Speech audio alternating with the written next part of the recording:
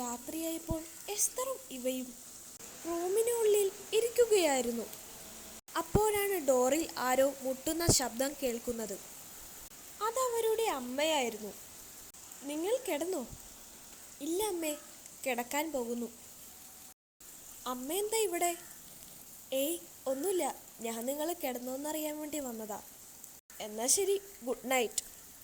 Good night അമ്മ. ഇവ door അടച്ചു. അപ്പോഴാണ് എസ്തർ ഒരു കാര്യം ശ്രദ്ധിച്ചത്. ജഗ്ഗിലെ വെള്ളം തീർന്നു പോയിരുന്നു. ഇവ നമുക്ക് വെള്ളം എടുത്തുകൊണ്ട് വന്നാലോ? എനിക്ക് ദാഹിക്കുന്നു. ആ ശരി ചേച്ചി. അങ്ങനെ എസ്തറും ഇവയും വെള്ളമെടുക്കാൻ വേണ്ടി പോകുന്നു. അപ്പോൾ നല്ല കാറ്റും മഴയും ഉണ്ടായിരുന്നു. പെട്ടെന്ന് അങ്ങോട്ട് എന്തോ ഒരു രൂപം പോകുന്നത് പോലെ അവർക്ക് തോന്നി. ഇവ അലറി. ശബ്ദം കേട്ട് അവരുടെ അമ്മയും റബേക്കയും വന്നു. എന്തു പറ്റി? അവിടെ ആരോ നീങ്ങുന്നത് പോലെ തോന്നി. അതാണോ? വെറുതെ മനുഷ്യനെ പേടിപ്പിച്ചു. അല്ല അമ്മേ, സത്യ, അങ്ങോട്ടാരോ നീങ്ങുന്നത് പോലെ തോന്നി. അത് നിങ്ങൾക്ക് വല്ലതും തോന്നിയതായിരിക്കും. അല്ല, നിങ്ങളെന്താ ഈ സമയത്ത് ഇവിടെ? ഞങ്ങൾ വെള്ളം എടുക്കാൻ വന്നതാ അമ്മേ. എങ്കിൽ പോയി വെള്ളം എടുത്തിട്ട് വേഗം കിടക്കാൻ നോക്ക്. ശരി അമ്മേ. അങ്ങനെ അവർ റൂമിലേക്ക് പോകുന്നു. എൻ്റെ അമ്മേ, ഞാൻ പേടിച്ചു പോയി. എൻ്റെ ജീവിതത്തിൽ ഞാൻ ഇത്രയും പേടിച്ചിട്ടില്ല. ഇന്നാ നീ കുറച്ച് വെള്ളം കുടിക്കും. അങ്ങനെ അവർ കിടക്കാനൊരുങ്ങുന്നു. രാവിലെ ആയപ്പോൾ എസ്തറും ഇവയും ഫ്രഷായി ഹാളിലേക്ക് വരുന്നു. ആ എഴുന്നേറ്റോ രണ്ടുപേരും? എന്തായിരുന്നു ഇന്നലെ ബഹളം?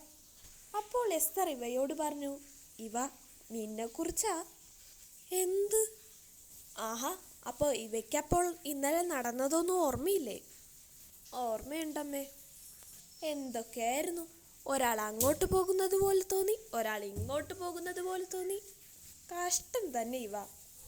അത് പിന്നെ അമ്മേ, ചായ ഇല്ലേ? വിഷയം മാറ്റാൻ നോക്കണ്ട അമ്മേ, ഞാൻ ചായ കുടിച്ചിട്ട് വരാവേ. ശരി ശരി. അപ്പോൾ എസ്തർ ഇവയുടെ പിന്നാലെ പോയി. അവർ അടുക്കളയിലെത്തിയപ്പോൾ അവിടെ റബേക്ക ഉണ്ടായിരുന്നു. ആഹാ, നിങ്ങൾ എണീറ്റോ? ഞാനിപ്പോൾ ചായ എടുക്കാവേ. അത് കുഴപ്പമില്ല ആൻറ്റി, ഞങ്ങൾ എടുത്തു കുടിച്ചോളാം. അത് കുഴപ്പമില്ല, ഞാൻ എടുത്തു തരാം. അങ്ങനെ റബേക്ക ചായ എടുത്തുകൊണ്ടിരിക്കുന്നതിനിടെ എസ്തർ ചോദിച്ചു, ആൻറ്റി, ആരേ ഈ ബെനീറ്റ? അപ്പോൾ റബേക്ക പെട്ടെന്ന് ഞെട്ടിപ്പോയി. ആൻറ്റി, ചായ.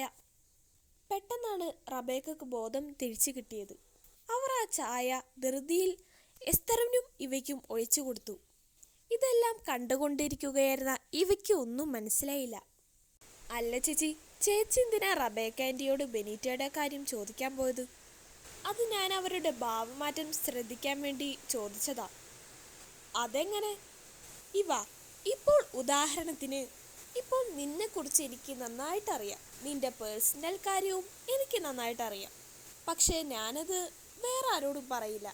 അപ്പോൾ വേറെ ആരെങ്കിലും നിന്നെക്കുറിച്ച് എൻ്റെ അടുത്ത് ചോദിക്കുകയാണെങ്കിൽ ഞാൻ പതറും. ആ പതർച്ചയാണ് റബേക്ക ആൻറ്റിക്ക് ഉണ്ടായത്. ചേച്ചി ഒരു ബുദ്ധിമതി തന്നെ. ഇതറിയാനേ വലിയ ബുദ്ധിയൊന്നും വേണ്ട, ഒന്ന് ശ്രദ്ധിച്ചാൽ മാത്രം മതി. ശരി ശരി. അല്ല ചേച്ചി, നമുക്കിന്ന് റബേക്ക ആൻറ്റിയുടെ റൂമിൽ പോയി നോക്കിയാലോ? അത് വേണോ ഇവ? വേണം, എന്തെങ്കിലും ഒരു തുമ്പ് കിട്ടാതിരിക്കില്ല. ശരി, രാത്രിയാവട്ടെ. അങ്ങനെ രാത്രിയായപ്പോൾ എസ്തറും ഇവയും റബേക്കയുടെ റൂം തുറന്ന് അകത്തേക്ക് കടന്നു. റൂമിൻ്റെ അകത്ത് ചെന്നപ്പോൾ അവർ ആ കാഴ്ച കണ്ട് ഞെട്ടിപ്പോയി. അവിടെ റബേക്ക ഇരിക്കുന്നുണ്ടായിരുന്നു. പെട്ടെന്ന് എസ്തർ ഇവയെ വിളിച്ചു, വാ നമുക്ക് പോവാം.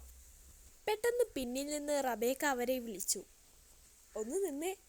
എന്താ ഇങ്ങോട്ട് വന്നത്? അത് പിന്നെ, ആരാണ് ബെനീറ്റ? ആ മേളത്തെ ഫോട്ടോയിൽ കണ്ടത് ആരൊക്കെയാണ്? റബേക്ക ആദ്യം ഞെട്ടിപ്പോയി. പിന്നെ പറഞ്ഞു, നിങ്ങൾ ഇതുവരെ അറിയാത്തൊരു രഹസ്യമുണ്ട്. അനീറ്റയും ബെനീറ്റയും ട്വിൻ സിസ്റ്റേഴ്സാണ്. ഇത് കേട്ട് ഇവ ഞെട്ടിപ്പോയി. ചേച്ചി ഈ കാര്യം ആദ്യം വണ്ടിയിൽ വെച്ച് പറഞ്ഞതാണല്ലോ. ഇനിയാണ് കഥയുടെ ചുരുളഴിയാൻ പോകുന്നത്.